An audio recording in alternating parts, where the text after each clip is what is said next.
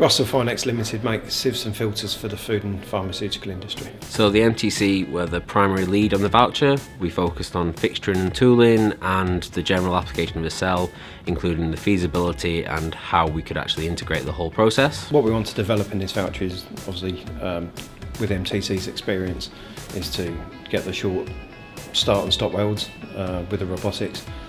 MTC are great at robotics, so this is why we come to MTC.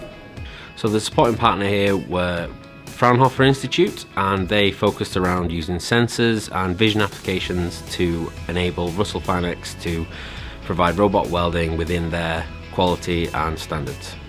So during this voucher process, there's been a number of developments. From MTC, we focused around implementing and designing new tooling and fixturing and how the overall cell would be implemented, as well as looking at process flow and process feasibility.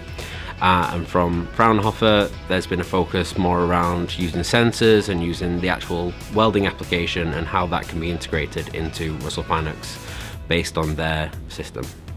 So regarding this voucher project, the expected impact is to enable Russell Finex, who have already invested a significant amount in their manufacturing process, to look at automation and welding and make further improvements to develop their process and bring their manufacturing completely in-house. So the company is benefited by de-risking automation to them. So they've made significant advances themselves in their manufacturing process, but the integration of automation can be quite challenging and difficult for some companies, especially SMEs.